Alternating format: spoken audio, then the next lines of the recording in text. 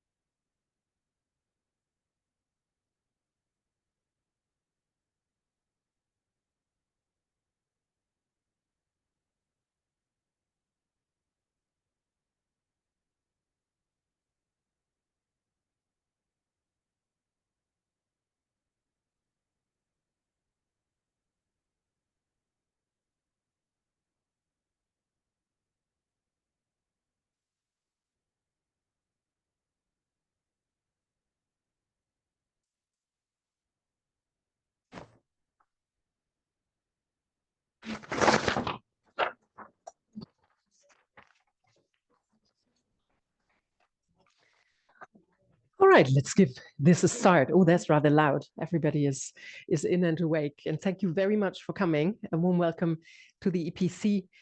And thank you for joining us also on screen for those of you who have chosen the hybrid option. We are happy that you are here because we know these are very busy times and people in town have a lot of things not only to think about, but also to act upon. And that is given to a challenging security situation in Europe. We are launching today the 4th edition of the European Policy Center's Outlook paper, and by tradition, we always have launched it marking the anniversary of Russia starting its war of aggression against Ukraine, which is this week. And of course, this is also again featuring very highly as a kind of undercurrent and very much overarching theme here also in the Outlook paper. What I would like to do before we are starting the panel discussion here, and before I introduce the terrific speakers that we have today, is just for you to join me in a little Menti sort of exercise. You are probably used to that increasingly. What we would like to ask you, and Eli and colleagues are kindly helping us with that, to understand what, and this can be also operated by those who are joining online, I've been told. I hope that works out with QR codes, etc. What we would like to know from you is what are the key elements shaping the EU's foreign and security policy in 2025.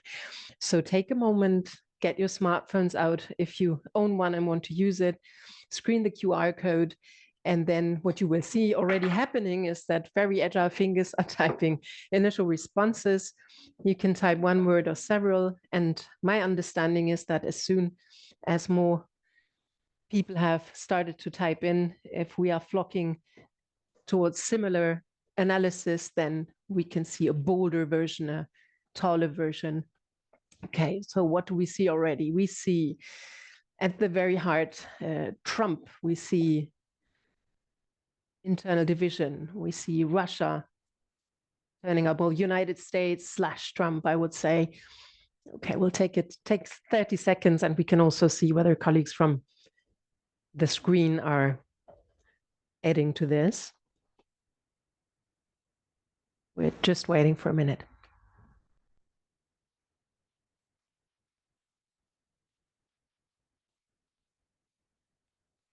All right, this is for us. Thank you very much for doing this. Very interesting to see, as those speakers that are already sitting here in front, they will also, I'm sure, be interested in this because, of course, it matters what you who are coming here as experts, as observers, as policy shapers, as journalists feel is the most relevant issues to talk about. And if I just can highlight what we see very much in the center here is Trump, Russia, the United States. We see China, security very strongly. And then we see a lot of important phrases that I can say with confidence pretty much resonate also in the Outlook paper: the threat to multilateralism, urgency, the EPP, autonomy, democracy, internal division, new partnerships, hybrid threats. Yeah, you're very welcome. Write down your favorite things to happen as well. But you have to stand sort of this conversation, because we're going to do it again at the very end, and we can figure out whether your assumptions really stood their ground in the course of our exchange. Disorder, the pivot to Asia, weakening Ukraine. So thank you very much for sharing that. And this gives us a backdrop to today's conversation. As I said, we're launching the 4th edition of the Outlook paper. It's literally hot off the press just now. And I thank all colleagues who have been involved in this. And that is both on the content side, but also on the production side. And that includes colleagues in the editing and comms team. As you have come to know, the EPC's Outlook paper has become a series. It's inception, and it aims to contribute to looking at the world through European eyes, more specifically through EU European eyes, and ask, how can we continue to be relevant? How can we make a difference? How can we help shape the world along European interest? And usually the papers have had one emerging theme. And last year, it was a whole number of most relevant elections that happened globally, but also in Europe itself. And as you will know, as people who have followed the past months, what has kept us thinking when we thought about what will shape 2025, we said, well, there's a very important election happening on the other side of the pond that will be certainly very relevant. But as you can also imagine, the sheer pace under which change and shift in US foreign and security policy has been happening is something that this compilation had to deal with. While it's significant in terms of the number of contributions and the number of geographies, as well as structural questions that it touches upon, for everyone out there to judge whether we manage to sort of strike that fine balance of being ready on time with publishing, but also relevant for what's happening in the real world right now. But what we are confident to believe is, and I will not speak for very much longer because we have a very interesting panel, what we feel is relevant in here. We are reflecting, of course, the world on the one hand through geography, but also through a number of structural themes that we have already seen in the Menti that was on screen just now, and that includes question of multilateralism, questions of where is international law going. We're going to talk about that in a minute. A lot of the broader themes that we've seen emerging. We're looking again at policies that seemed relevant to us, and what we aim to do and have aimed to do is making it something that is actually not only interesting to read, but also easily accessible, in the sense that, there are little flashpoints and snapshots of things. This is not an in-depth of everything, but it should capture what is most relevant and also reflects the expertise of the European Policy Center's researchers, plus very welcome additions from other colleagues in Europe. And so you're very much invited, of course, to take a look, give us feedback, challenge, comments, and critique is welcome as always. But I would like to dive into our conversation, because what we thought is always relevant if you are a policy analyst and if you are working for a think tank, you want to know, does any of this matter in the real world? So we are very happy, and I will come to introduce our panel, that we can put the Outlook paper 2025 to the test with, on the one hand, Anna Skiba, who is representing the permanent representation of Poland to the European Union. Needless to say, the presidency's view is absolutely vital, and certainly Poland has a lot to contribute, not only in that role, but also with regard to things foreign and security policy and its global outlook. We are very happy that you are with us here. Anna, you are a delegate to the Working Party on Eastern Europe and Central Asia, which is your main expertise. But of course, you are also in the position to speak more broadly about what the world looks like through a Polish lens that is so important for the European Union's leadership at this point in time. So thank you very much for being here. And I've said it in a number of meetings already with colleagues at the EPC. We are very I personally am always very interested and place high emphasis on the role of parliaments in foreign and security policy. Coming from a country where actually security and defense is very much in the hands of a parliament. And so I'm very happy that Elena Lazarou is with us, a senior policy analyst at the External Policies Unit at the European Parliamentary Research Service at the European Parliament. Thank you very much for being here, Elena. The European Parliament, of course, has reconstituted, has reorganized, also reflecting the need to look at a landscape where security and defense play a stronger role. So, of course, this is sort of part of the flow that you see in this paper. It's very much also driven by the incoming leadership at EU level, both with regard to the European Commission, but also, of course, to the European Parliament, which is the Europe sovereign. And it will be very good to hear what you make of how we structure the world in this outlook paper. We've tried to work with the world as it is and not as Europe wishes it to be, and apply some sort of brutal honesty to the world, clearly not always looking in favor for European interest right now. But at the same time, in many discussions, and I see a lot of colleagues who have contributed from the EPC also here in the audience, a big thanks to you. In many discussions, we tried to still come up with opportunity and shape new narrative, or contribute to shaping a new narrative that says, well, the world might be changing and it might look daunting, but change always comes with different perspectives, with different opportunities, and let's identify those, because we felt that this city, of course, is full of people who don't have any alternative but to act. They have to protect European citizens. They have to keep them prosperous. And so we try to be meaningful in that we are not utterly defeatist, but we try to be realistic while being ambitious at the same time. Hence the title of this year's Outlook paper, Navigating a Perilous World with Realism and Ambition. And I'm happy that at least 3 of my colleagues are here who have contributed a whole number of chapters to this year's Outlook paper and have actually done in the past. You are very familiar with Amanda Pohl, Deputy Head of the European the World Program, a senior policy analyst with a high profile on things Central and Eastern Europe, Ukraine, Russia, Turkey, a lot more than that. She has been around at the EPC for a long time. I'm really happy you're here, Amanda, and thanks for your contribution, the many contributions to the Outlook paper. I also warmly welcome Ivano Di Carlo, who is with the Europe in the World Program and is leading on our work on Asia, a senior policy analyst. And he got his teeth into actually an evolving landscape in Asia, in the Indo-Pacific, in China. And there are more colleagues contributing to these parts, but you are here today. Thank you very much for that, Ivano. And Juraj Majcin, a policy analyst with the Europe in the World Program, is here. And he is one of the new kids, I guess. Can we say that, Juraj? Like I am on the block in that representing the team that has contributed in a very meaningful and very deep way to this Outlook paper, and that is the Security and Defense team at the European Policy Center. You are aware that we made a significant investment in covering the evolving security and defense landscape. And Juraj is the project lead of DefSec EU, and him and the many other colleagues in the team have contributed.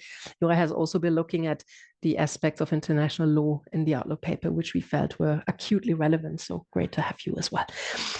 Having said all of that, we want to go straight into the issues. And before I go to our guests from the European Parliament and from the Polish official side, I would like to start with Amanda.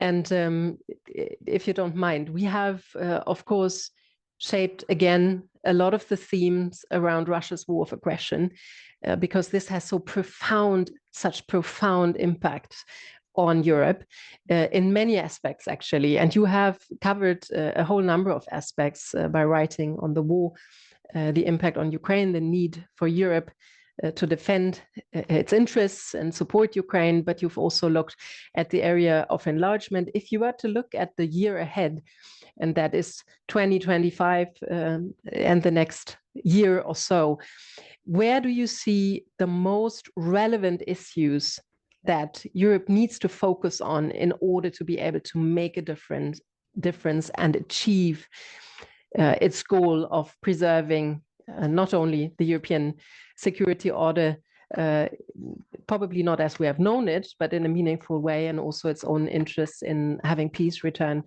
to the continent. How does interaction with Ukraine play out here? Amanda, if you just take us through some of the reasoning you have had writing the Outlook paper, but also looking very much in real term at a very, very dynamic, evolving landscape, Amanda. Thank you, Almut. It's nice to be here again, presenting on the Outlook paper. I mean, to be honest, the answer to your question can be quite short, and it's quite easy, because for me it's obvious. It's about, everything is about Ukraine. It's about delivering for Ukraine now. It's about bringing the A game, not the C game or the B game, but the A game, acting in a much quicker and more effective manner than the EU normally does. This should start today. I think the EU over the last few weeks, since President Trump came to office, has been struggling a bit to adapt to the new reality, struggling to adapt to the fact that they can no longer rely on Washington as a partner to support European security, to be the main actor in terms of supporting Ukraine, to be there basically side by side, if I can put it that way. And that for the first time in a long time, Europeans need to really step up and take the lead. And they need to do this now. I think that finally we're starting to see some movement, some signs of this. The trip of President Macron to Washington, and prior to that, Macron himself organizing this group of leaders to talk about security and defense and Ukraine, the follow-up conversations. These were all really important. And then the recent visit to Ukraine by the heads of the EU institutions and many heads of states, where they had what they call in Ukraine, the Ukraine Support Summit. I think President Zelensky called it that, where you could see some signs now that the EU has understood that they need to start putting together, I don't call it a plan, I say a process, to support Ukraine effectively, to ensure that Russia is not victorious in Ukraine, to ensure that Ukraine is able not just to be able to defend itself, but is able to push back, and that it would bring about in the end a sustainable and just solution to the war. And I think we've started to see some signs of that. But again, this is not for tomorrow. I mean, in my opinion, we need to have a three-stage process. The first part needs to be still based on maximum pressure.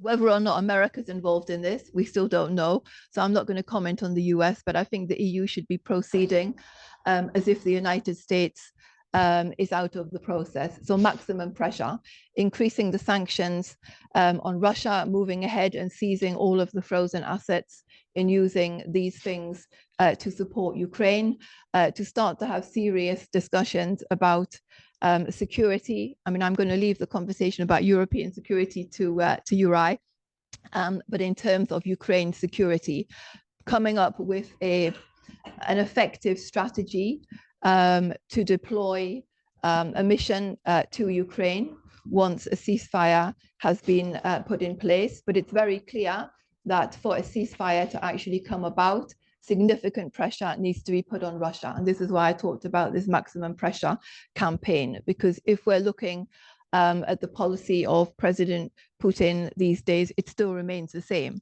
I mean, this guy hasn't changed his approach. He still thinks he's going to win.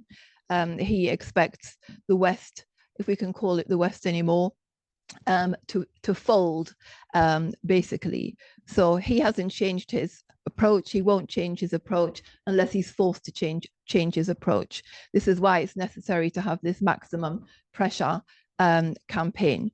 So once we would have this, then you would move to the deployment of a force.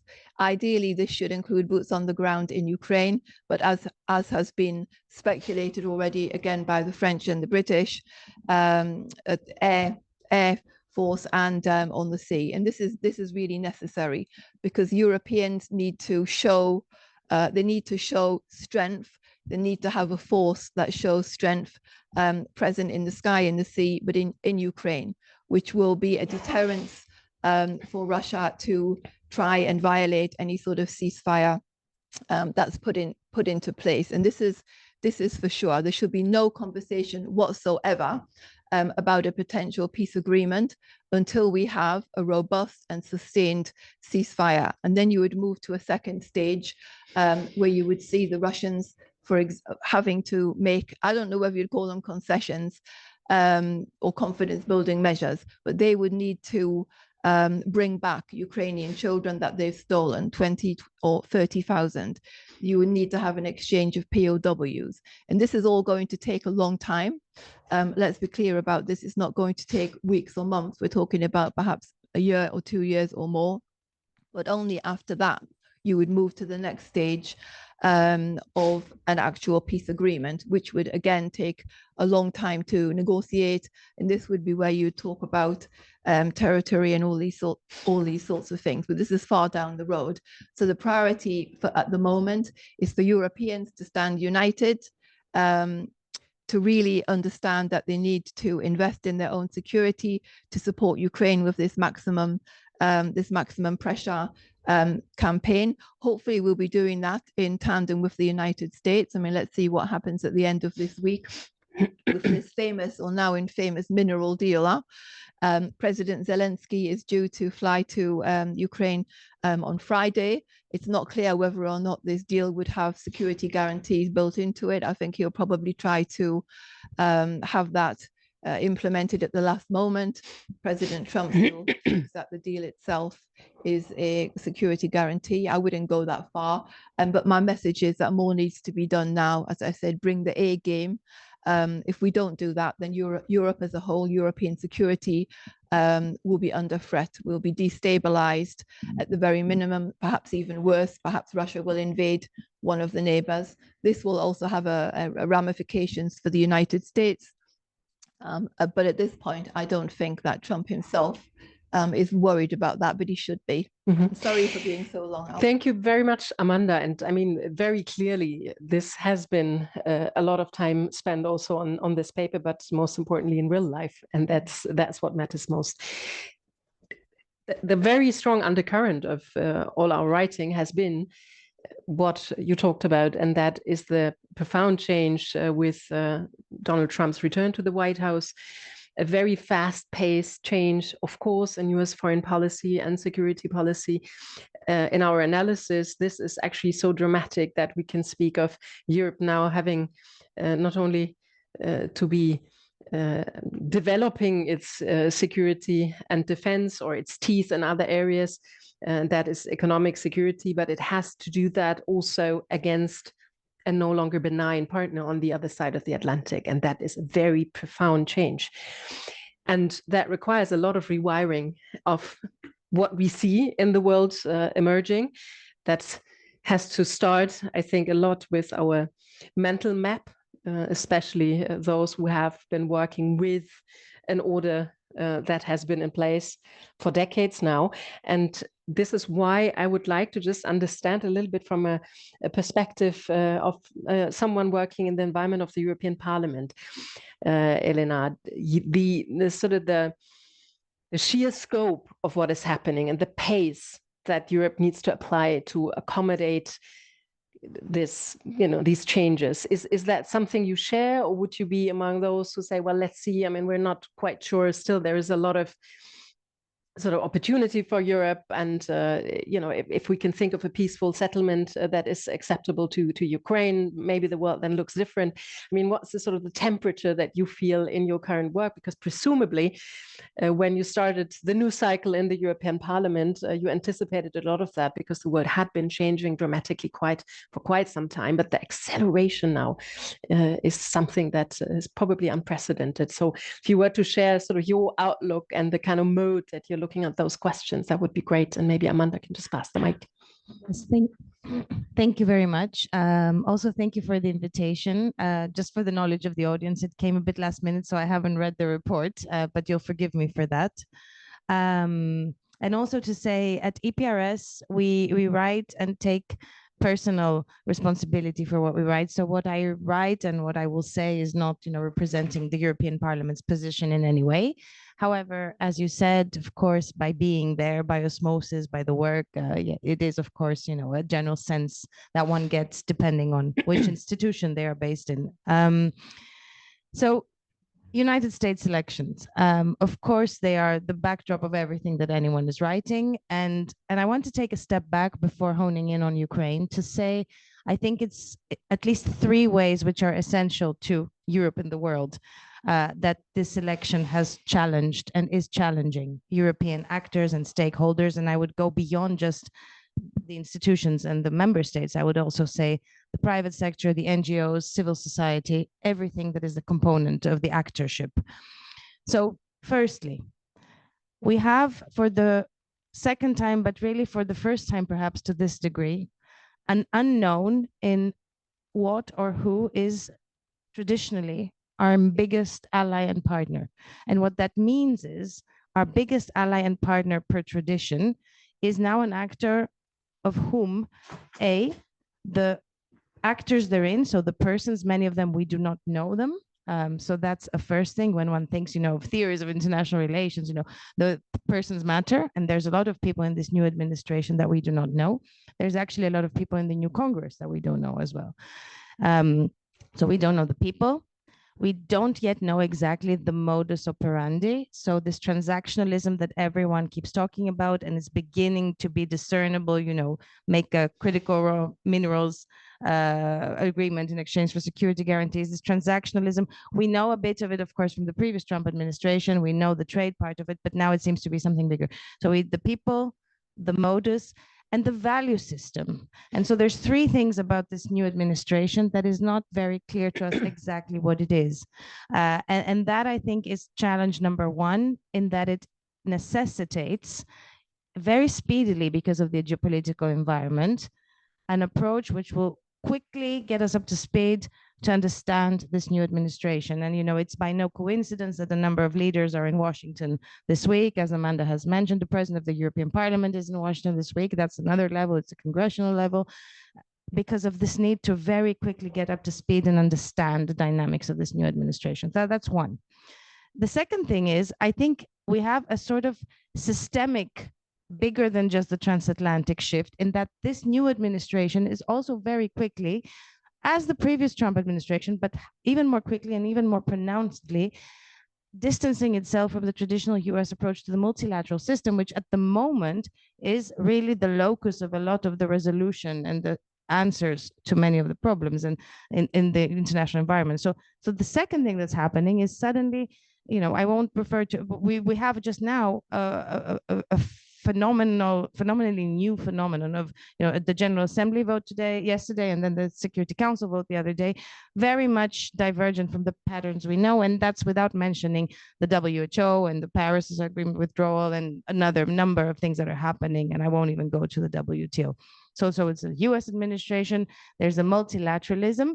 And then, of course, there is the part of, the issues, and there it's different than the values, because when I think of, technology, for example, a new approach to technology from the United States administration, a new approach to security and defense, a new approach to humanitarian aid. So, the content of the issue. So I think in these three ways, this in itself is a triple challenge for the EU to understand the United States and to sort of engage in whatever way engagement will happen, because engagement is happening. We have to say this, there are levels in which there is engagement, but it's really like getting to know someone from the beginning, and they've changed.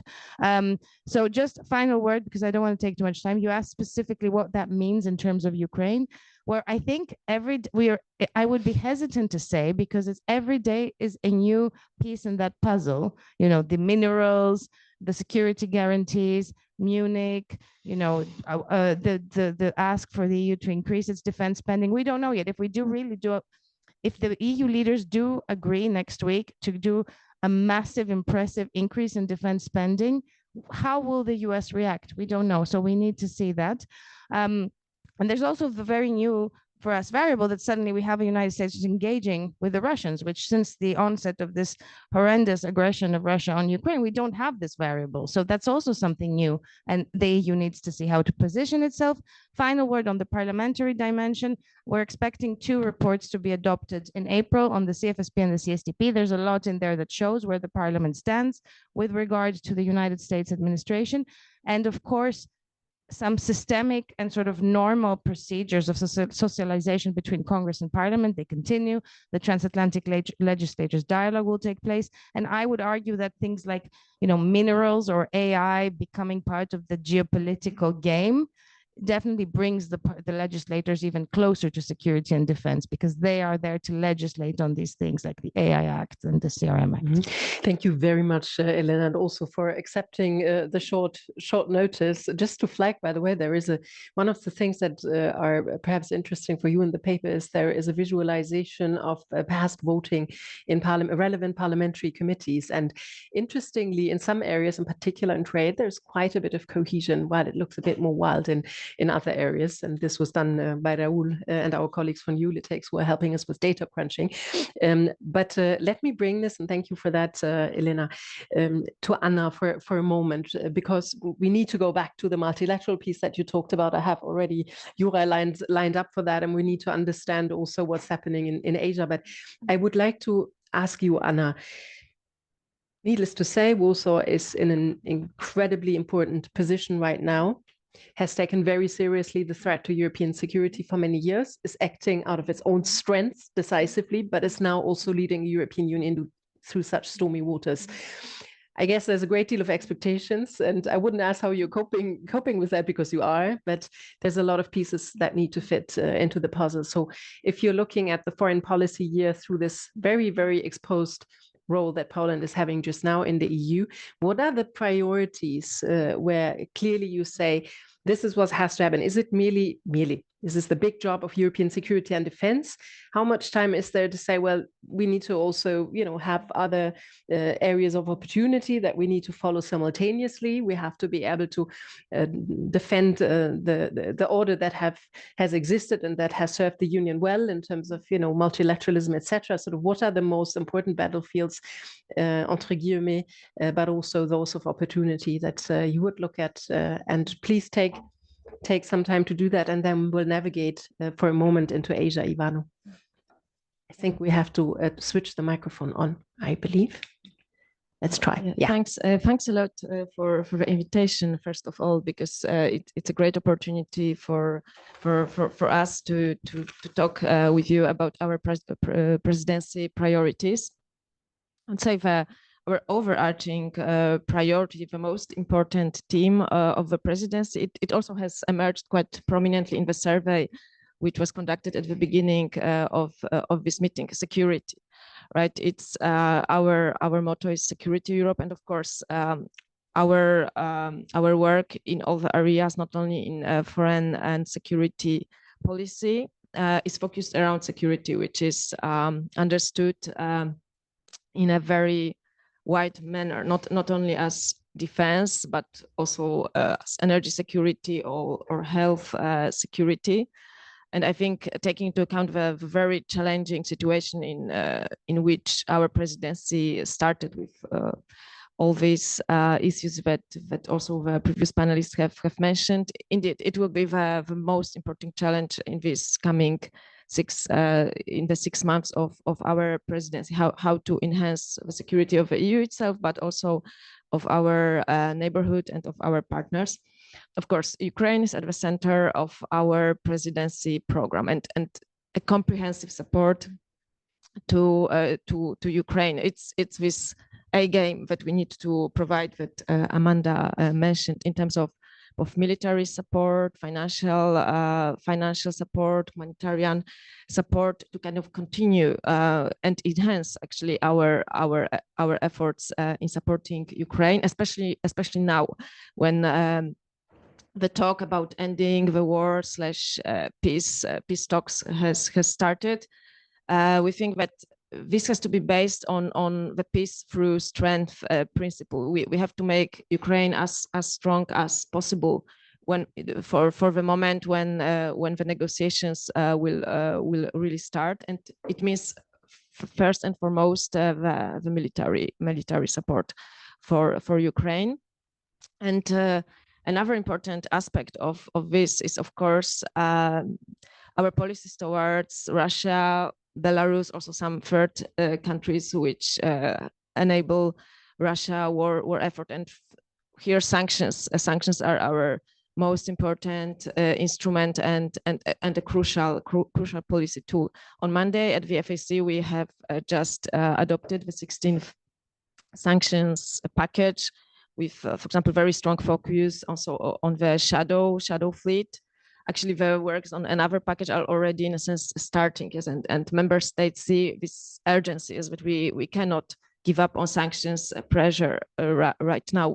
On the contrary, we have to keep it. We have to enhance it to limit Russian war efforts. We also have to fight the circumvention of sanctions, which unfortunately in some cases enables Russia to get hold of some key components to build weapons, and the other avenue is that we have to limit its revenue, for example, from fossil fuels. And here, for example, targeting the shadow fleet is an important avenue. Then another key topic for us is also increasing our own security, our own defense spending, but also our resilience against hybrid threats, against disinformation. I think all these acts of sabotage that we have seen in Europe, the disinformation campaign has shown us that really we have to see the security in a very broad manner. And the same applies to our partners. We need to help our partners, especially in the Eastern neighborhood, enhance their own resilience. We have seen it in Moldova, yes, when there was unprecedented interference of Russia and its proxies in the electoral processes. So here the support of the EU is crucial to fight hybrid threats, to fight disinformation, to fight illicit financial flows. This modus operandi of Russia, also weaponizing energy, which we have seen in Moldova as well. From another angle, important priorities also the enlargement process, both when it comes to the Western Balkans and Ukraine and Moldova. This is also, it's a merit-based process, and we as a Polish presidency have a very, very strong commitment to open the fundamentals clusters with both Ukraine and Moldova this semester. We hope that it will be possible, but of course you are aware that we need unanimity, and not once, but a few times in the process of opening the first cluster. We are also open for further clusters to be opened if the progress is there, and we very, very much appreciate the work which both Ukraine and Moldova has done in this process. Yeah, when it comes to US, of course, we are aware of these current challenges, but still we think that these transatlantic ties are very important, and we have to be active. We have to reach out to US administration to share with them our point of view, and also we need to show strength. We need to show our support to Ukraine to be relevant in this process. So I think, in a sense, our approach has to be active and also showing our contribution, because, for example, we are aware that sometimes in the United States the political actors are not aware how big is EU support for Ukraine. So also our strategic communication in this respect is very, very important, but we still need to try to work on the transatlantic relations, because US has an important role in our security, especially in our country, in Poland. So I would say, in a nutshell, these are maybe our main main priorities that I would like to underline. And good, I thank you, Anna. And we have a great paper on enlargement as well. Since you mentioned enlargement, I'm glad you do. And I see also colleagues who have contributed to this in the audience, and Amanda is also among them. I want to nudge you on something that came up in the beginning on screen, and that was unity. And one could also say, well, as much as Europe needs unity, it is not a given that we will have unity. It's actually very visible that is absent. I know it's not easy from the perspective of the one that has the job to keep the flock together, but how long will there be patience and more so to accept that there are stumbling blocks, I would call them, and that's an innocent way of putting that. You could find a lot different words to that, but when is the point that Warsaw sees the need for groupings to move ahead? Interestingly, there has been a lot of convening in the northern sort of dimension of Europe, which was noted, and I think is something very important. I'll bring that back to Juraj in a minute as well. But how do you sort of look at the unity, lack of unity, urgent need for action, urgent need to show that we can actually act because the situation is just so existential, play out in the role that you're having right now? So of course, unity is more important than ever right now. But in a sense, well, it's based on the treaties. In many areas, it's simply based on the treaties. So there are some kind of limitation to what we can do as a president, or what the EU can do. Because personally, I don't see it very likely that in a short term there would be a change to these rules of unanimity voting in among other areas, foreign and security policy, because still I think to many member states it is an important rule that they wouldn't like to get rid of.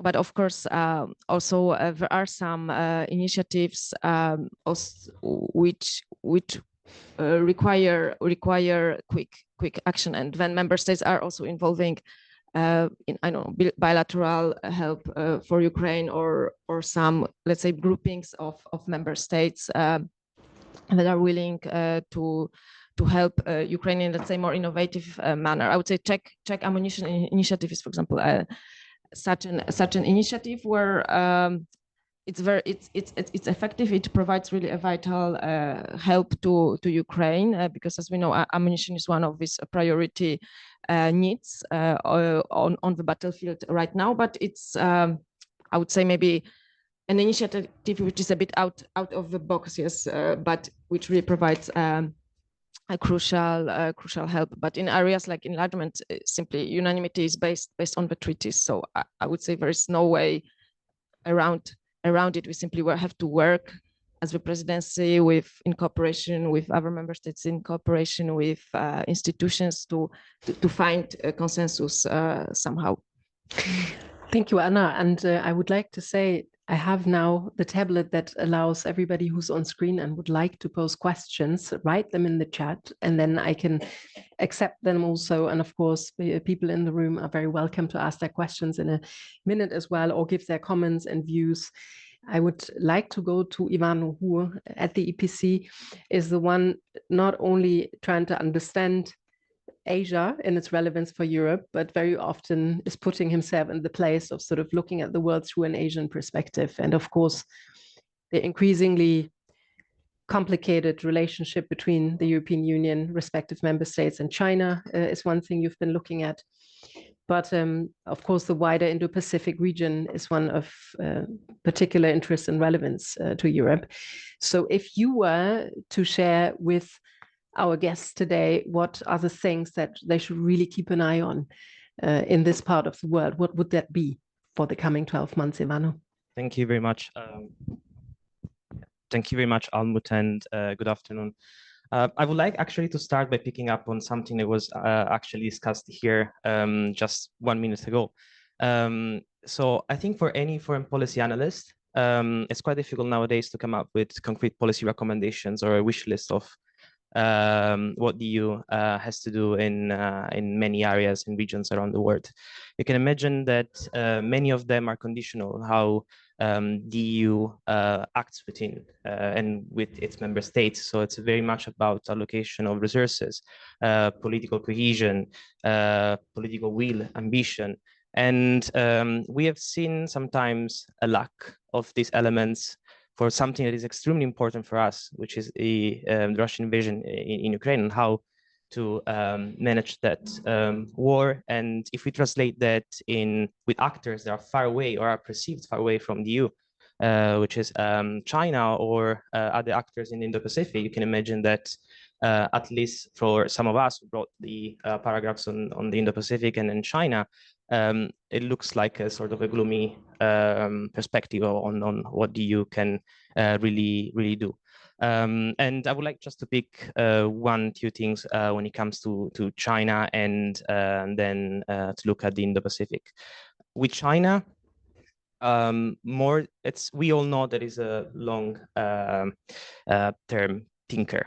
So more than many other actors in Europe and around the world, China needs stability and predictability. And we all know, unfortunately, for all of us, that predictability and stability are not the key words in 2025, not at least in the first few months of this year. Therefore, apart from the domestic challenges that China will have to face, China will have also many international challenges to deal with, not only in this sort of paradox, because we always complain that Trump is unpredictable, but something that is very predictable is how Trump is going to deal with China. We know that it's very much about technology competition, is a competition at the level of investments and more. So in that context, I see that's a problem that China will have to deal with. China, it's now more vulnerable. We know from an economic point of view, domestically it's not doing great, large youth unemployment, deflationary pressures, but it's more prepared because they know more or less what Trump did during Trump first administration. In this context, I think for the EU is going to be extremely challenging to deal with China for one reason. For many issues, especially economic issues, we can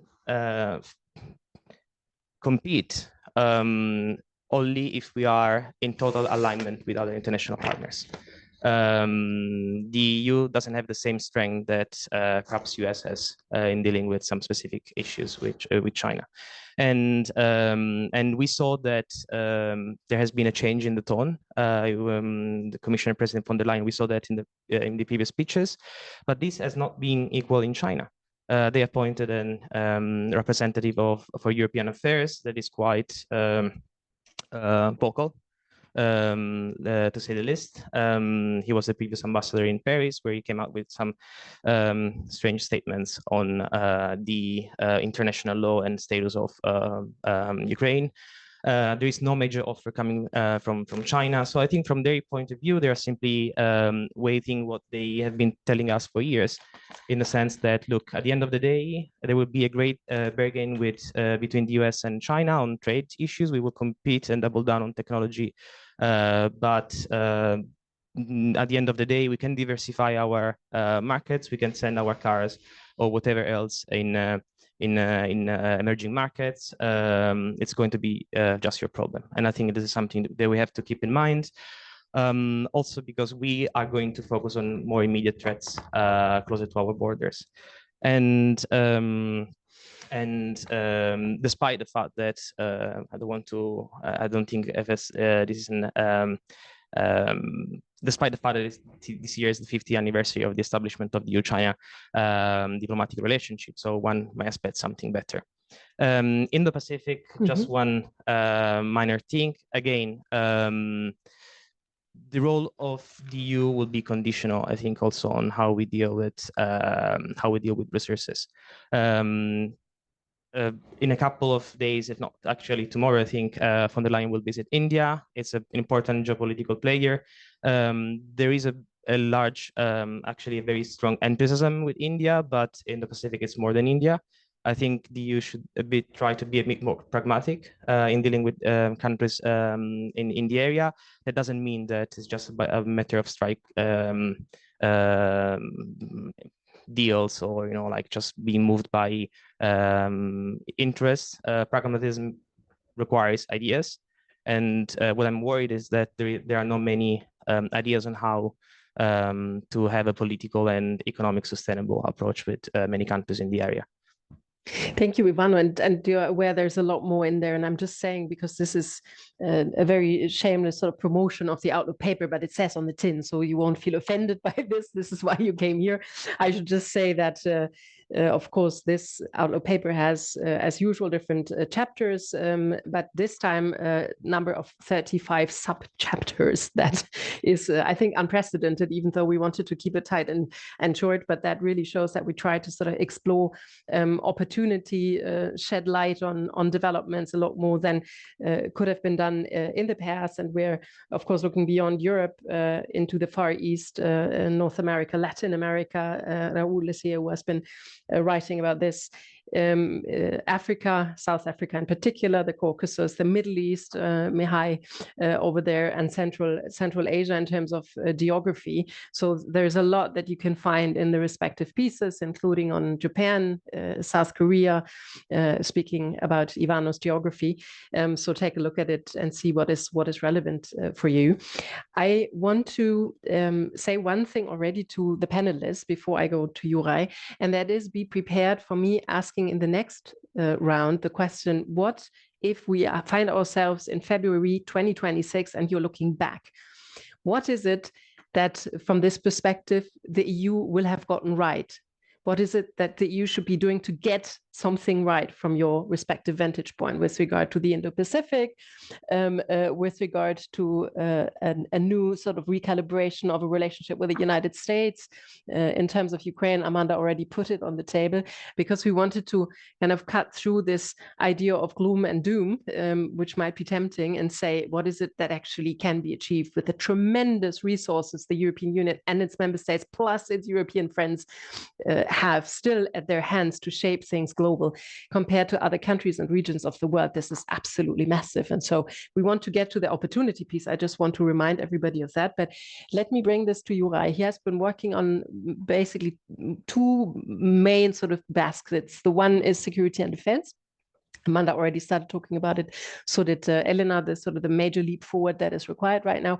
But you were also, in the many discussions we had in the team, the one who held the flag for multilateralism, for international law. And I can tell you, this has been a very controversial sort of exchange, because one could be tempted to say, well, if the rest of the world ditches multilateralism, let's go for it, and let's just not waste our time with an order that no longer exists, to put sort of a bit of an extreme position on the table.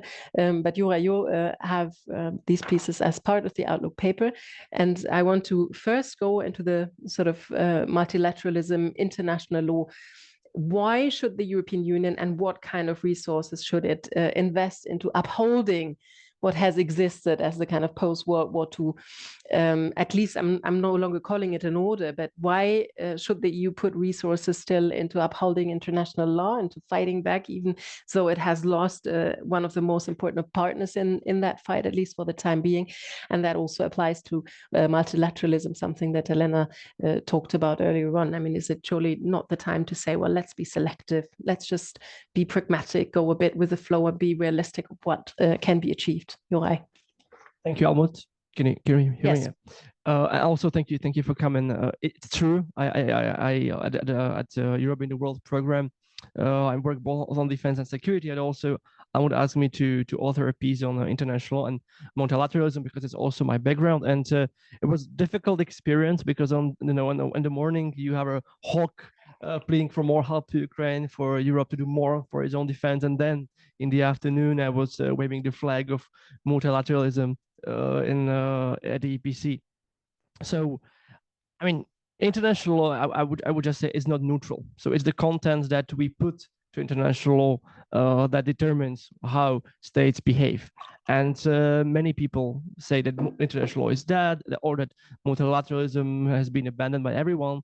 But look what happened this week with the vote in the United Nations, with two votes, one in General Assembly, another one in UN Security Council.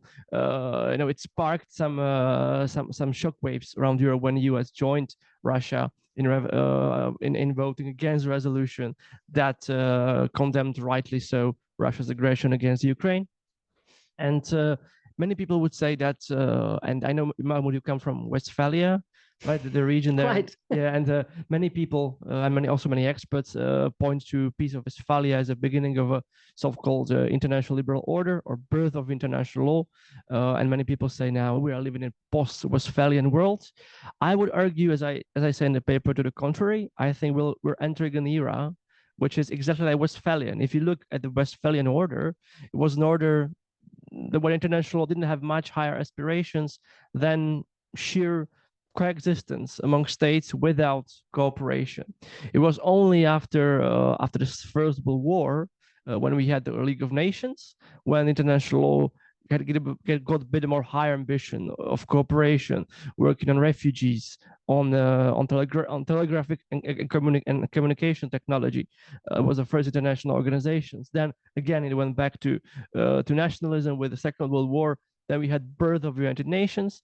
Of course, didn't work perfectly during the Cold War, but at least we had the framework when the two superpowers could talk and could exchange.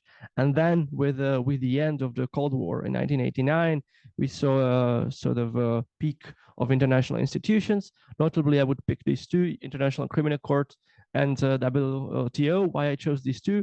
Because as you can see, it's International Criminal Court and WTO, World Trade Organization, that are losing in importance or not that relevant. And I think it's because they have important power. ICC has power to prosecute individuals for war crimes, like Vladimir Putin, for instance, and World Trade Organization that would put Togo, just taking a random example, and United States on the same footing in a trade dispute, something current president would not really like.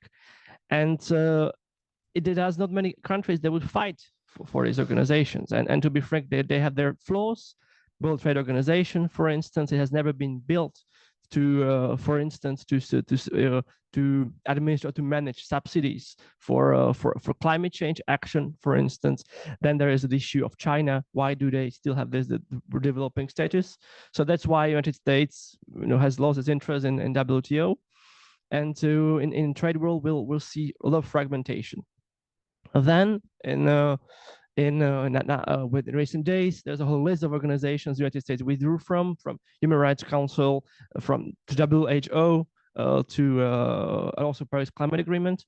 And now there is a question what Europe should be doing in all of this, because Europe has always viewed the world from the liberalist perspective, international liberalism. We always assume that what worked for us, greater integration, greater freedoms, greater democracy, will also work for others. And I don't think that's really the case in many capitals, notably in I turn to my colleague Ivano in China. And they have different views of multilateralism, but unlike the United States, they're not withdrawing. They contrary to the American actions, they're trying to expand multilateralism, both in the organizations that have real impact on our daily lives. For instance, International Telecommunications Union sets important standards for satellite communications, for 5G networks. These are things that are important for their lives. Also, in the World Health Organization, the United States has withdrawn, but China expands its influence in the World Health Organization. So, if Europe, if we still want to pursue our view of the world based on human rights, on human dignity and freedom, we should be in these organizations. We should double down on it, and especially in the emerging fields like internet governance, where countries like Russia and China promote a vision of state-controlled internet. This is something where the EU should push back, especially when the United States is no longer with us in these institutions. But also in organizations that have been long established, that where we see attempts not only by China but also Russia and other powers to rewrite the rules, to make it more favorable to their vision of the world, which is not something that we like. So I think it's for Europe to not to renounce on multilateralism, but and the other country to double down and do more. Thank you very much. Please come with your questions in a minute. I just want to talk a bit more about the security and defense contributions to the paper. And I don't think we need to go into very much detail, but just shed light on what is actually being covered. What does it take? What does the union have to get right this year? And also just to say, as it was mentioned by Ivano, the global tech battle that is out there, of course, is playing a role. Very glad that colleagues from the EPE program have contributed to that, but we also have a question in the DevSec EU context. We have contributions by our colleague Chris Camillus-Courtney on sort of the tech lens of security and defense and how that battle needs to be won. So it's all in the paper. But if you look at Juraj, from the sort of the security and defense angle that is on your desk every day before you wave the flag of international law, which I think is working perfectly with one another. What is it that Europe needs to get right in the year ahead? Thank you. So now it's my hawkish hat. Yeah, so I think the realization, I'll be very brief, just to have any strategy should be that we are in war. While the kinetic phase is taking place on Ukraine, we see hybrid attacks all around Europe, from GPS jamming to disinformation to all sorts of acts of sabotage by Russia. And as Amanda said, we have to put on our A game. We cannot expect to work all the time with a mode of crisis, chaos, and suboptimal solution. We have to get it right. And Russia's aggression go clearly beyond Ukraine. Russia has rearmed. They want to, by the end of next year, they want to even double the size of their army. They perfected and massively increased production capacity of all kinds of weapons and ammunition, from tanks to artillery pieces. So this is something that we have to act, and it's important for us to be also prepared. And I'm really a diehard transatlanticist. But if there's a war, if Russia decides, and this is what some intelligence agencies say, that it can attack a NATO country within 3 to 4 years, we should be ready. And I think we should act on 3 fronts. So first, it's force, kinetic force. So you all know the numbers. There has been an interesting study, I think, published last week by Bruegel. How much would it take for Europe to fight without the US? It's not only that we buy more tanks and ammunition, but our defense is intertwined with the US. So shall we have our own defense? So we have our own command and control structures. Also, we lack strategic enablers. We don't have enough planes to fly troops, for instance, from Germany to Estonia. There's also, we have many issues on military mobility front. So this kinetic aspect is very important, building our militaries and rebuilding it.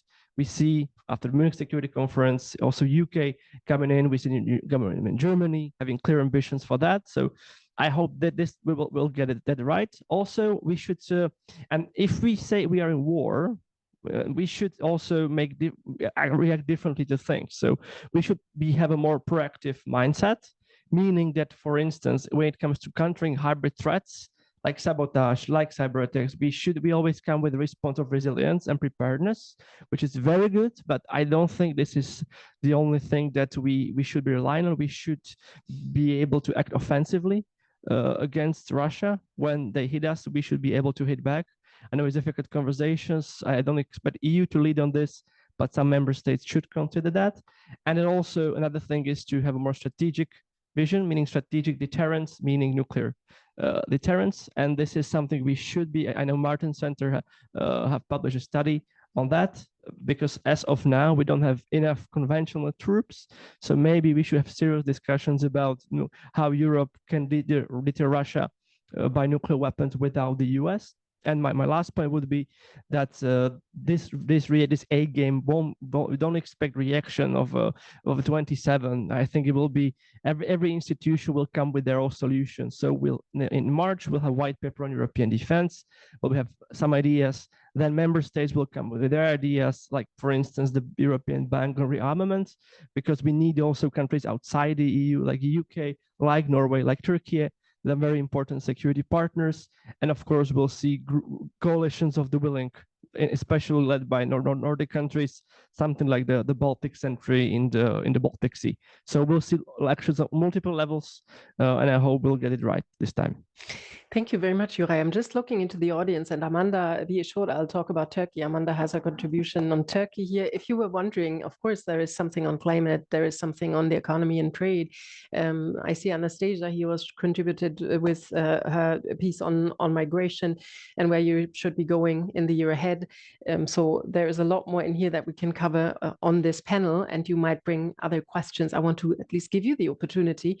If you have questions and Eli stands ready, or comments, Eli stands ready with a microphone, please put them to the panel. Just say briefly who you are, and ideally say whom you would like to address with this. Then we can sort of make sure that you get a good answer with the limited time we have. And I will, of course, then bring it back to our guest speakers and give a wider lens and follow up. Who wants to come in?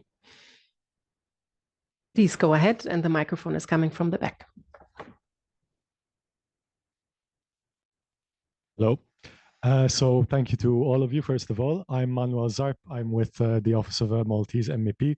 So it was particularly interesting for me to listen to you, Elena. But my question was specifically for you, actually. Sorry, I didn't catch your name, Juraj. About multilateralism. My experience last year has been with the OSCE, actually, with the presidency of the OSCE, where this crisis of multilateralism was a constant theme that we were discussing, and Ukraine was being discussed every day. But I would like to bring in another situation with arguably an impact on multilateralism, what's taking place in the Middle East. My question, pointed question perhaps, is given the reaction of some European member states to the ICC warrants against Israeli Prime Minister Netanyahu, for instance, where, as you said, multilateralism, international law are not neutral, unfortunately.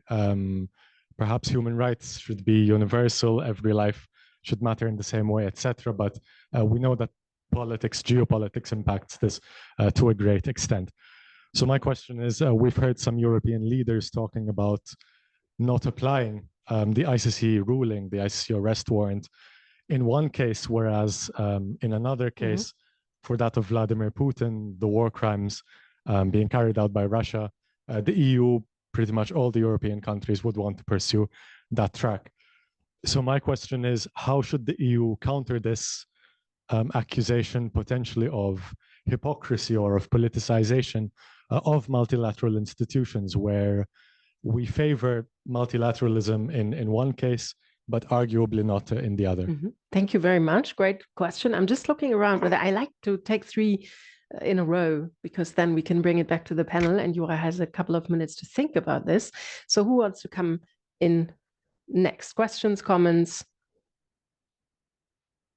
Everybody overwhelmed by the complexity of the world. Please go ahead. Eli's coming with a microphone. Thank you very much. I'm Beatriz Avellana. I'm policy analyst on foreign affairs at the FEPS. So my question is kind of following up. The following question is about how can we reconcile the fact that the EU now is looking at being a defense union with being a peace actor as well. So how we can make sure that we don't disregard this role of the European as the value of peace, not only in the Middle East, but also look at in Rwanda, and how we can make sure as well that our kind of other interests don't override onto this, and we work towards more peace and multilateralism, as we say. So this is a bit of a concern I think I have with this shift towards more defense and security of the Union. Thank you very much. I'm looking at Juraj for this one, but also I'm wondering, Elena, because the temperature in the European Parliament will be very interesting on this one as well. So for you also to take that up, but we have time for another question, a third question / comment / challenge, please.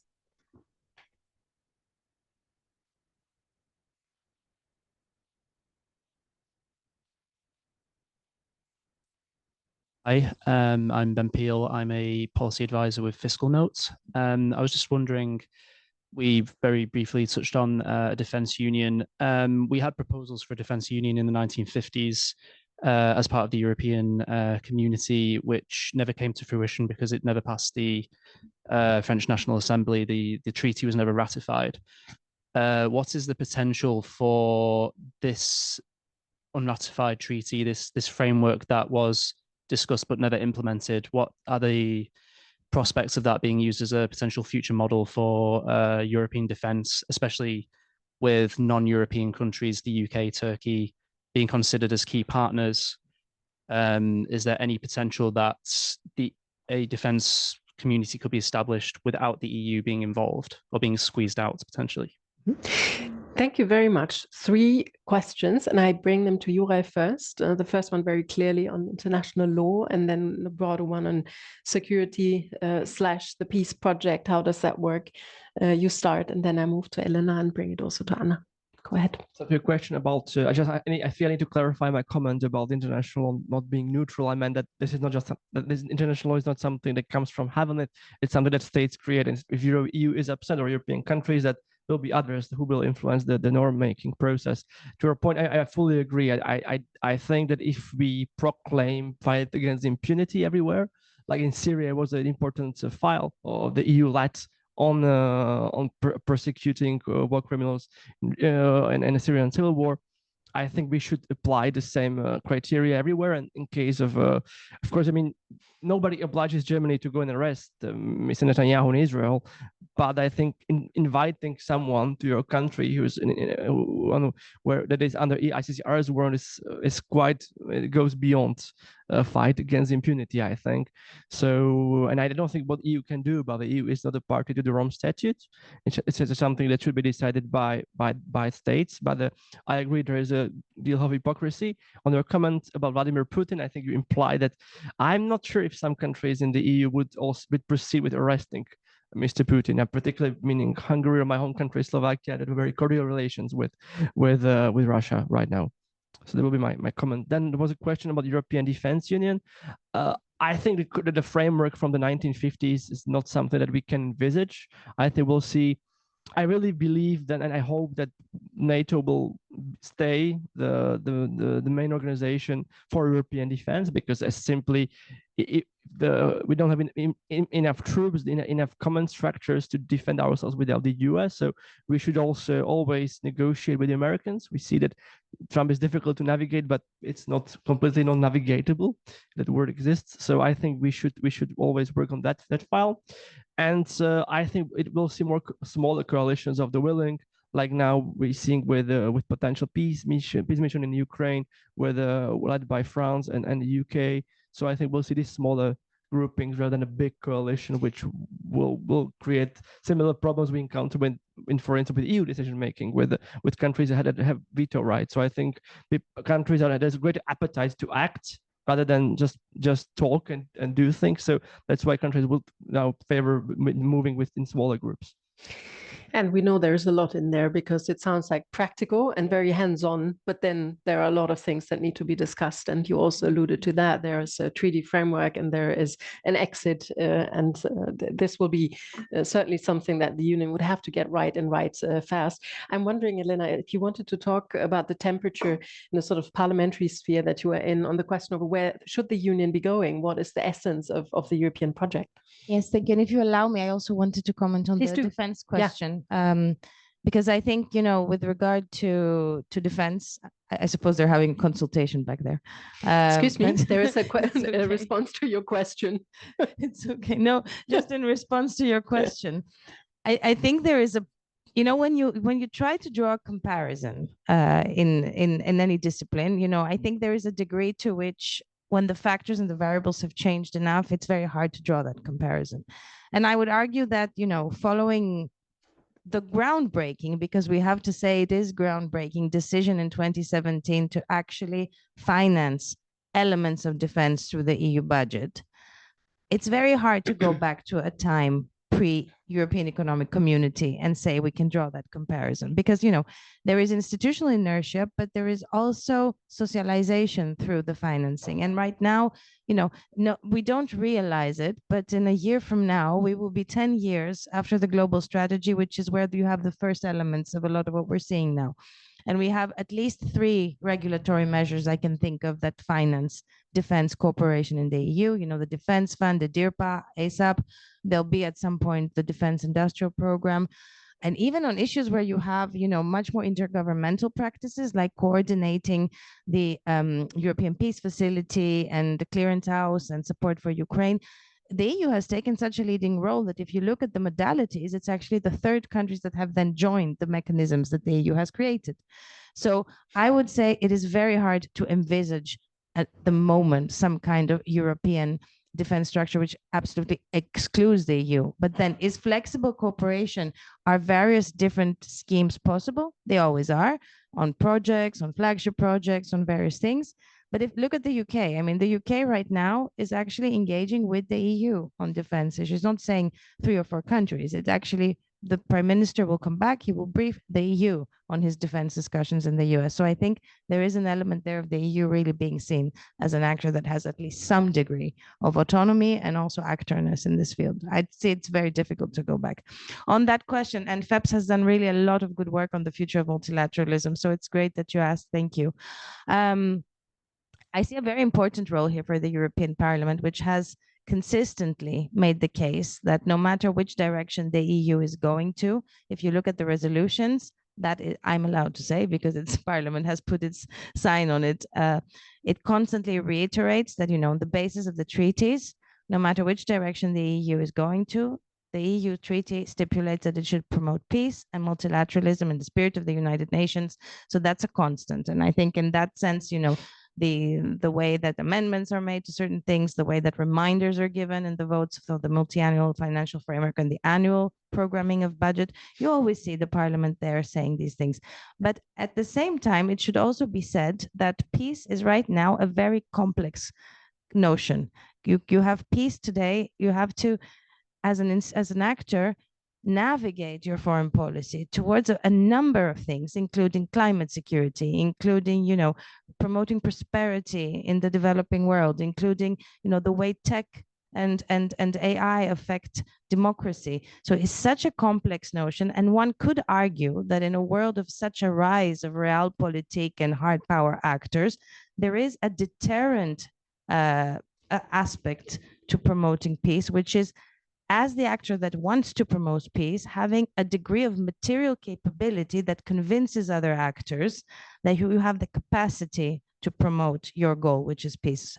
So that being so in fact, an arsenal of some sort of defense capability that projects power is in some ways a component of saying that. And also, you know, especially it has to do a lot with the environment and the other actors. If you have a lot of actors that do not subscribe to multilateralism, that seems to have been, and that's not me saying it, but a lot of theorists of international relations, something that at least for deterrence, and I don't mean nuclear, I mean sort of cognitive deterrence, should somehow be there.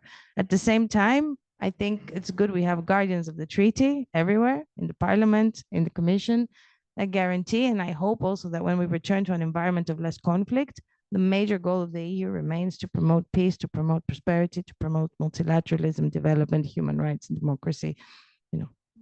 Thank you very much. And this is a very important, of course, political discussion that is to be had here in Brussels, in the member states, and all the various levels. And this is precisely also what our citizens care about, which is, of course, nothing we can ignore in the Union's foreign and security policy. We are democracies in Europe, and these things matter. And the profound change that we see happening, of course, doesn't leave public opinion unaffected, actually quite the opposite. So this will be, I'm glad you're choosing the word navigating, which is the word that we chose. This is not going to be clear cut. This needs to be navigated. I want to come to Anna and ask her, of course, you're handing over to your Danish colleagues in the course of the year. But if you were to look back in a year's time, at the beginning of 2026, together with your Danish colleagues, what would make you sort of feel, yes, this is really where we got something done, and in a meaningful way that contributes to European security, European prosperity? What is that box that you would want to tick and can pride yourself of having participated in? Well, I cannot really speak on behalf of Danish colleagues, but same on general terms, I guess for both countries, Ukraine, it will be the most important parameter to assess our success or failure as the whole community of European Union. So I think the most important ingredient of our actions should be simply strengthening Ukraine as much as possible in all these dimensions that I have earlier related to. to make it as strong as possible in this possible peace talks, to provide for a just and lasting peace. Because what we see as a big threat is pushing for example, a ceasefire that would just let Russia to regroup its forces, to have a little respite in fighting, to prepare for another attack. So in that sense, the most important work that we should focus on is simply strengthening Ukraine and helping it in this possible talks to come. Also on the enlargement front, which is extremely important for Ukrainian society, I think there can be real deliverables, either during our presidency, but also during the following presidencies. For sure, we aim to open the fundamentals clusters already now, and there are some other clusters that can still be opened in the following year. So definitely, these are areas where we can make progress. It's the same with also Western Balkan countries, closing some chapters with Montenegro, opening clusters with Albania. So I agree there are areas where we can make a big progress. And on many issues, Poland and Denmark are like-minded countries, especially when it also comes to sanctions, to putting pressure on Russia. So I think that a lot of initiatives and work of Polish presidency will be continued by the Danish colleagues. Thank you, Anna. And there is certainly a dynamic that one feels in the north of Europe, something that we will be also giving greater attention to at the EPC. Thank you for that, Anna. I want to keep my promise and ask Amanda. I know she has a lot to say what Europe needs to get right, and you did say it in the beginning on Ukraine, and shouldn't get wrong on Ukraine, out of its own, of course, interest. Looking at Turkey, because you've worked a lot on Turkey, and this is a very important piece of the puzzle, including on European security. Why does Turkey matter, and what should Europe get right in the coming year regarding Turkey? Yes. Yes. Leave at exactly 3:30. So if I get up and leave, just don't get. Can we take you for your final contribution, Elena? Absolutely. Yeah, I would really love to have you. No, you flagged it, and I just forgot, which is impolite, and I shouldn't. So if you were to look at 2026, and you were to say, this is where I see really the strongest progress that has been made, and in terms of positive opportunity that Europe has found, what would the areas be? Would that be on new trade partnerships, where we have seen greater pushes, some signs of cohesion also in the European Parliament? What would be the areas, perhaps also beyond European security, that you would map and you would also invite us to kind of look at, because we need to see these things, and sometimes we don't see what is emerging.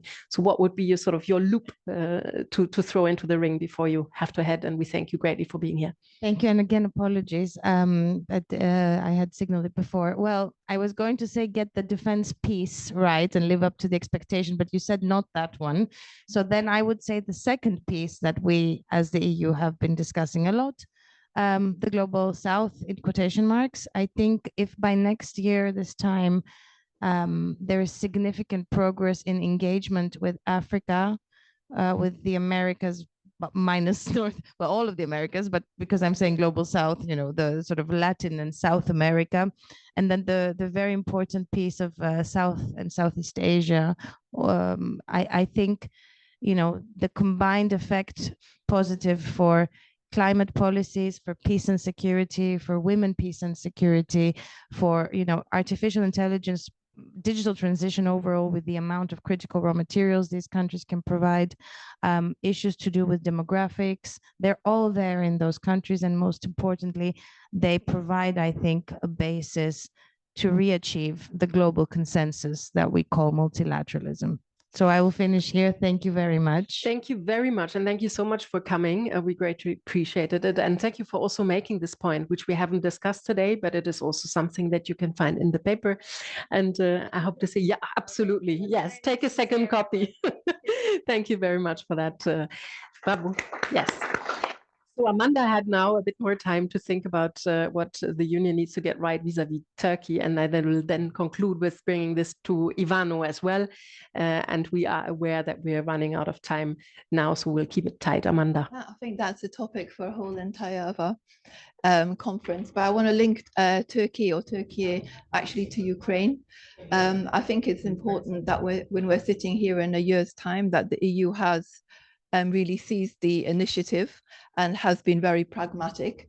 And I think that part of that process should be that Turkish forces, Turkish troops should be part of the mission that's eventually deployed into Ukraine. I say that as well because maybe you would have noticed over the last week or so, President Zelensky himself has called already on a number of occasions for Turkish security guarantees for Turkey to actually be deployed. We can ask ourselves, why is that the case? If you're a Ukrainian, and this is almost ingrained in the minds of Ukrainians, they remember back in the day when Turkey shot down a Russian jet, when it violated Turkish airspace. I think it was more than 10 years ago. They made the mistake, and it was only for a few seconds. But within that time, they shot down the jet, and the pilot was killed.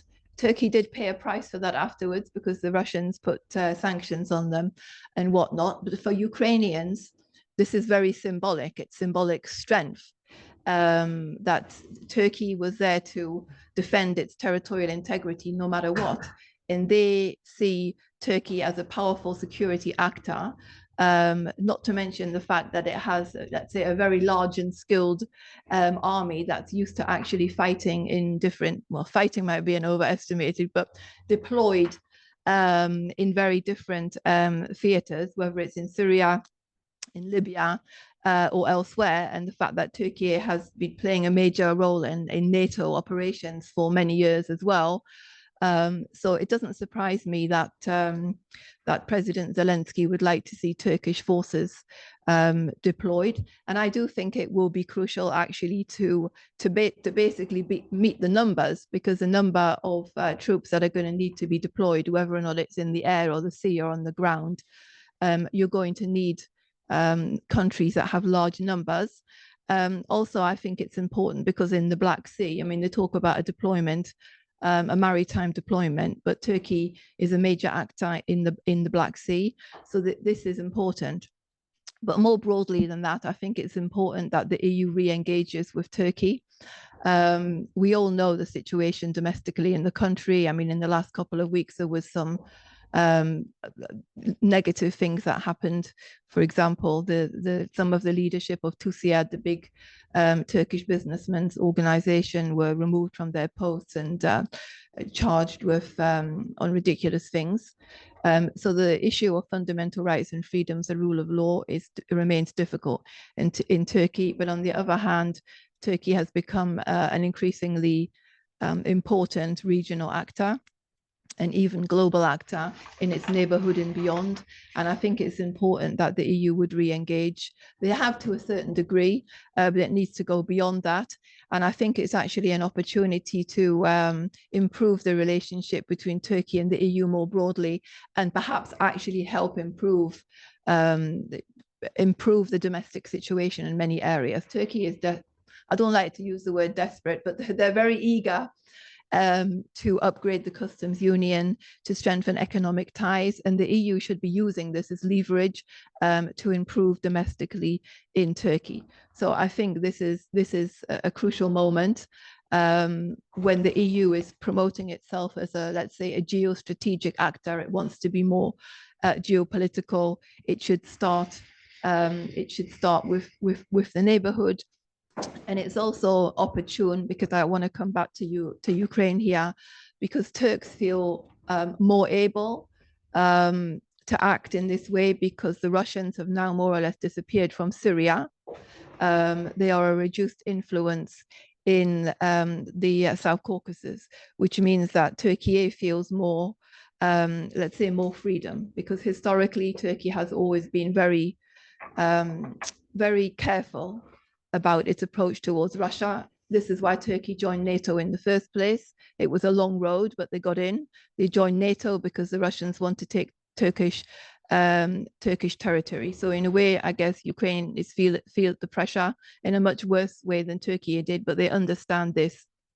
But just to come back to the original question, I think it's an opportune moment to re-engage in an honest way, because it's not an honest relationship anymore.